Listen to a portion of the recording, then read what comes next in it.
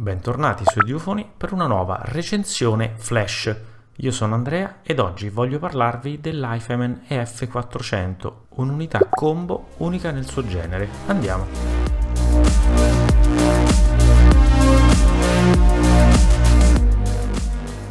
In un mare di unità DAC e combo con chip Delta Sigma di terze parti, HiFiMan decide di entrare a gamba tesa nel mercato della fascia media, presentando un prodotto DAC più amplificatore decisamente unico nel suo genere e potremmo dire quasi anacronistico. Perché vi chiederete l'EF400 è unico nel suo genere ed anche anacronistico? Beh, la motivazione è che la stragrande maggioranza dei competitor di HiFiMan per la fascia media crea dei prodotti ricchi di features che implementano soluzioni DAC Delta Sigma acquistate da produttori di terze parti come ESS o HM. HiFiMan invece decide di sviluppare una soluzione interna creando un modulo DAC di tipologia R2R ladder, quindi una tipologia di DAC completamente diverso nel modo proprio in cui va a ricostruire il suono e che generalmente vediamo nei prodotti di fascia alta. A livello di suono questa differenza è percepibile in maniera chiara se andiamo a paragonare la porzione DAC dell'F400 con la porzione DAC del FIO K9 Pro ed è sicuramente apprezzabile anche andandolo a paragonare con un DAC di tipologia ancora diversa come il Chord Mojo 2.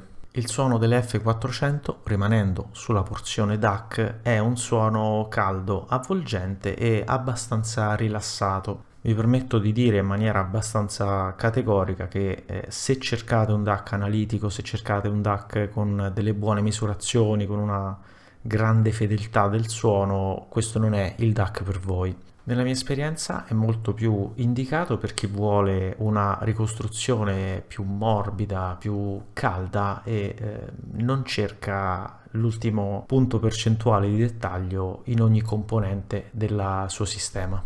Ad esempio l'ho trovato molto godibile utilizzandolo come DAC accoppiato alle mie HiFiMan H1000 Stealth, che essendo cuffie già molto dettagliate e molto analitiche beneficiano di un DAC più rilassato. Passando invece, sempre nella mia esperienza, a quelle che sono le cose che mi sono piaciute meno di questa unità, abbiamo una unica interfaccia di ingresso digitale, cioè la USB, non abbiamo ingressi analogici e soprattutto la cosa più limitante che ho riscontrato è proprio la porzione di amplificazione e quindi di uscita cuffie, che in alcuni accoppiamenti non mi è piaciuta molto, sia per il potenziometro del volume che non mi permetteva un ascolto confortevole ai miei soliti volumi, che proprio per la firma sonora di questo amplificatore integrato, che in alcuni accoppiamenti in realtà era molto positivo, come ad esempio con le Sundara, con cui forma una coppia fenomenale secondo me, mentre ad esempio con le Aria Stealth il suono non mi è mai piaciuto e anzi secondo me non è proprio un buon accoppiamento. Concludendo questa recensione ci tengo a sottolineare che l'unità che vedete in questo video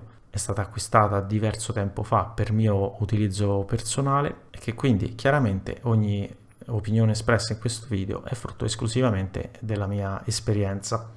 L'F400 per me è un prodotto un po' strano, sicuramente lo consiglio a chi vuole magari acquistare il suo primo DAC R2R o a chi magari sente un po' di fatica nell'utilizzo dei DAC Delta Sigma, cosa che personalmente per me ad esempio accade. Mentre per chi vuole magari un prodotto con più features, con il Bluetooth, con magari un display che ci indica la frequenza di campionamento, con più flessibilità, insomma, forse può essere conveniente guardare altrove. Nella sua fascia di prezzo rimane comunque un prodotto estremamente interessante da tenere in grande considerazione.